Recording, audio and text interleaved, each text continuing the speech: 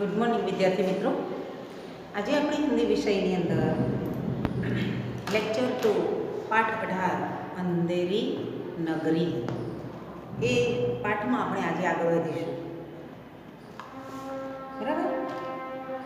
तो पहले हमने दृश्य देखा था कि मूर्ख राजा की नगरी में प्रजा भी मूर्ख होती है. जैसा राजा वैसी प्रजा. इस आधार पर हमने कहानी में देखा था कि एक महंत दो शिष्यों को लेकर उस मूर्ख नगरी में जाता है. मूर्ख नगरी का अर्थ तो यहाँ यही साबित होता है कि टके सेर भाजी टके सेर खाजा, सभी चीज़ें एक भाव से बिक रही थी.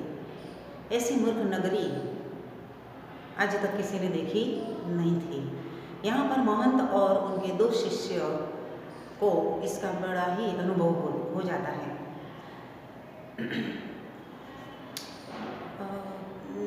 इसके आधार पर देखें तो गोवर्धन दास को ये नगरी बहुत पसंद आती है क्योंकि उसे मिठाई ज़्यादा पसंद है और टके सेर के भाव से, सब्जी के भाव से मिठाई मिलते हैं, तो वे उस नगरी में क्यों ना रहे. पर ये भी तो मूर्ख है. गोवर्धन दास भी मूर्ख साबित होता है. यहाँ महंत गुरु ने बताया था कि ऐसी नगरी में रहना उचित नहीं है. मुश्किलें आती है, समस्याएं बढ़ जाती है, क्योंकि वैसे लालच तो अच्छी बात नहीं है. मिठाई की लालच में गोवर्धन दास बड़ी बुरी दशा में फंस जाता है. गुरु ने आगाह तो किया था कि यहाँ रहना उचित नहीं है, पर जो गुरु का कहना मानते हैं, उसके मार्ग पर चलते हैं, ऐसे लोग ही ऐसी बातों से दूर रहते हैं. मुश्किलें उसके जीवन में आती ही नहीं है. पर यहाँ गोवर्धन दास खुद मिठाई के लालच में आ जाता है, गुरु का साथ छोड़ देता है और वे यहाँ इस मूर्ख नगरी में रहने लगता है और ताज़ा ताज़ा मिठाइयाँ खाकर बड़ा ताज़ा हो जाता है. अब दूसरा दृश्य. नाटक का एक अंक पूर्ण हो गया. अब दूसरा दृश्य है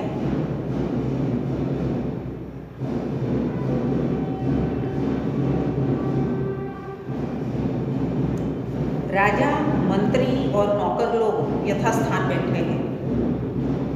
यथास्थान यानी अपने अपने आसन पर बैठे हैं. पर्दे के पीछे से दुहाई है का शब्द सुनाई पड़ता है. राजा बोला, कौन चिल्लाता है,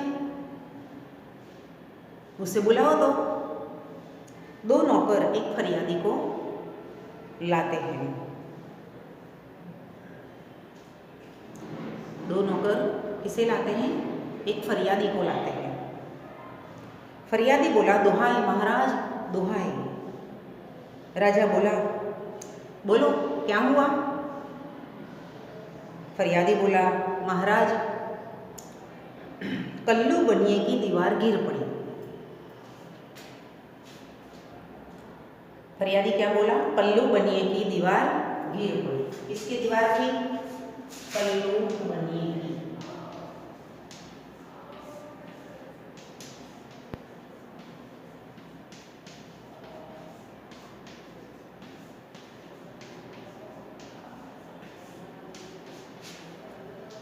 कल्लू बनिए की दीवार थी और फरियाद की गई कि कल्लू बनिए की दीवार गिर पड़ी, सो मेरी बकरी उसके नीचे दब गई. फरियादी की क्या फरियाद थी कि कल्लू बनिए ने जो दीवार बनाई, उस दीवार के नीचे मेरी बकरी दब गई. क्या दब गया? बकरी.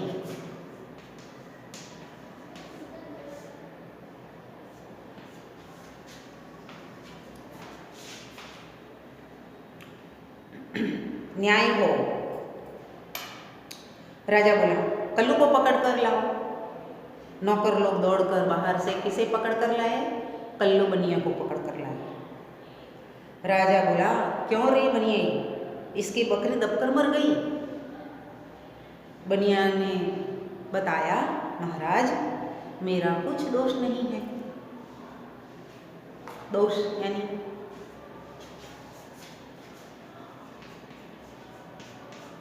गुनाह।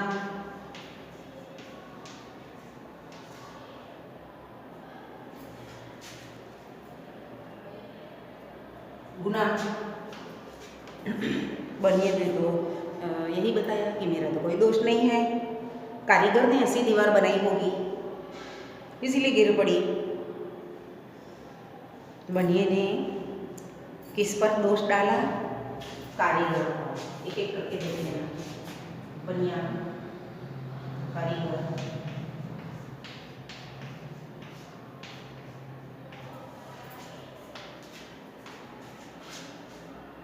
कारीगर ने ऐसी दीवार बनाई जो गिर पड़ी। राजा बोला, अच्छा पल्लू को छोड़ो, कारीगर को पकड़ो।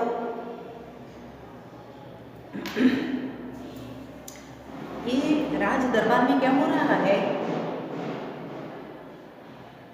जो दोष या जो फरियाद लेकर आया है, बिना सोचे समझे इसको छोड़ो, इसको लाओ, इसको छोड़ो, इसको लाओ। मतलब राजा अपनी बुद्धि से काम नहीं कर रहा है, सही न्याय देने में असमर्थ है, क्योंकि राजा मूर्ख है। ठीक है। यहाँ पर पल्लू को छोड़कर किसे बुलाया? कारीगर को बुलाया। कल्लू आता है, कल्लू जाता है, नौकर कारीगर को पकड़ कर लाते हैं। राजा बोले, राजा बोले, क्यों रे कारीगर, इसकी बकरी कैसे मर गई? कारीगर बोला, महाराज चूने वाले ने चूना ऐसा खराब बनाया, दीवार गिर पड़ी। किस पर दोष आया? चूने वाले पर। कारीगर ने किसका दोष निकाला? चूने वाले का।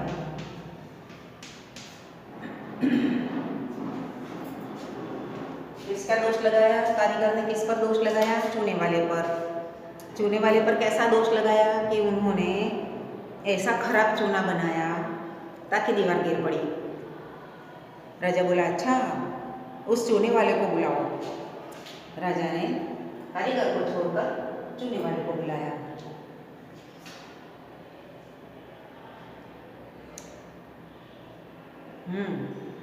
राजा बोला, अच्छा उस चूने वाले को बुलाओ। कारीगर निकल जाता है, चूने वाले की चूने वाले को पकड़कर लाया जाता है। राजा बोला, क्यों रे चूने वाला, इस बकरी कैसे मर गई? चूने वाले ने बताया, महाराज भिस्ती ने चूने में पानी ज़्यादा डाल दिया था। चूने वाले ने भी ये दोष स्वीकार नहीं किया। किस पर आरोप लगाया? भिस्ती पर।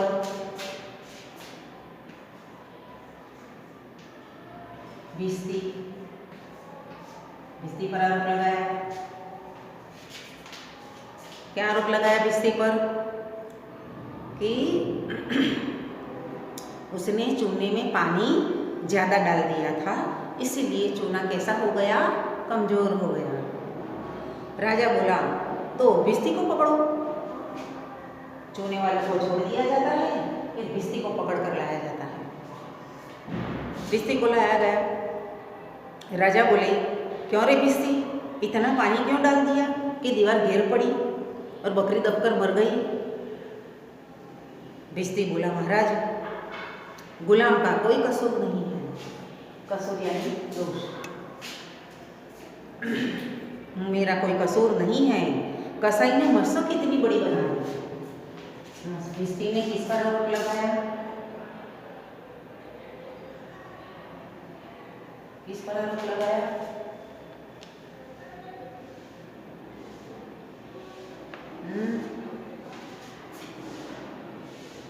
कसाई पर।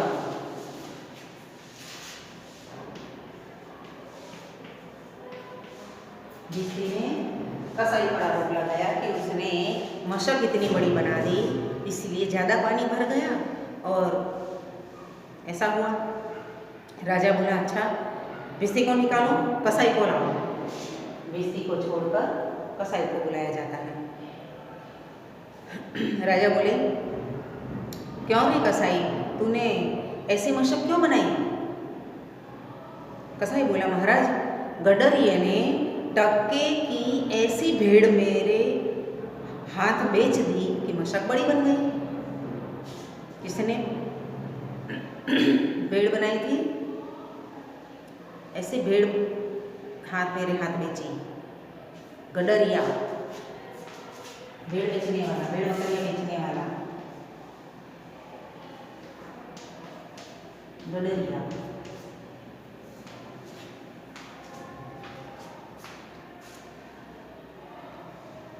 गडरिये ने टके की ऐसी बड़ी भेड़ मेरे हाथ बेच दी। टके के भाव से तो छोटी कोई चीज़ तो लेगा नहीं, बड़ी ही लेगा। तो टके के भाव से भेड़ मिल रही थी तो उसने ले ली, और बड़ी भेड़ के कारण मशक बड़ी बन गई। राजा बोला, अच्छा, कसाई को निकालो, गडरिये को लाओ। कसाई को निकाला जाता है, गडरिये को लाया जाता है। राजा बोला, क्यों रे गडरिये, ऐसी बड़ी भेड़ क्यों बेची? राजा बोला,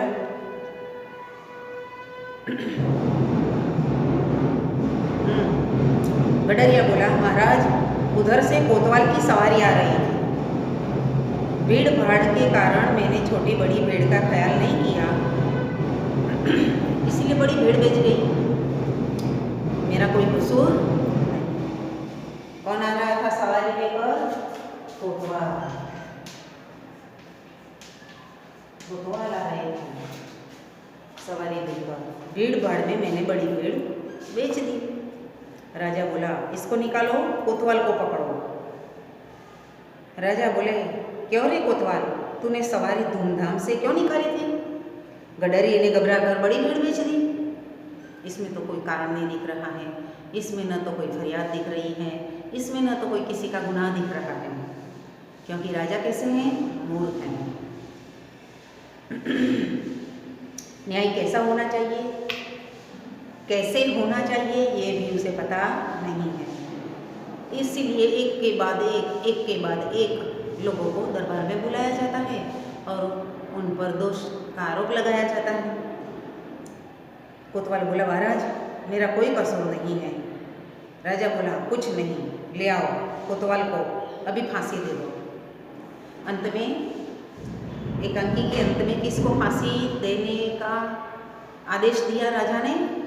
कोतवाल को। सभी कोतवाल को पकड़ कर ले जाते हैं। यहाँ पर दूसरा दृश्य पूर्ण होता है।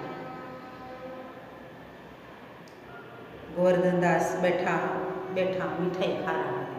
तीसरे दृश्य, यहाँ पर दूसरा दृश्य पूर्ण हुआ है, इसलिए एक बार फिर से देख लेंगे। कल्लू बनिए की दीवार गिर पड़ी, उसमें फरियादी की बकरी दब गई। फरियादी ने कारीगर को दोष लगाया, कारीगर ने चूने वाले पर दोष लगाया, चूने वाले ने भिस्ती पर दोष लगाया, भिस्ती ने कसाई पर दोष लगाया, कसाई ने गडरिये पर दोष लगाया। आखिर पूरा दोष कोतवाल पर आ गया और कोतवाल को सजा देने के लिए, फांसी देने के लिए बुलाया गया। यहाँ पर दूसरा दृश्य पूर्ण होता है और हमारा वीडियो भी यहाँ मैं खत्म करती हूँ। नमस्कार।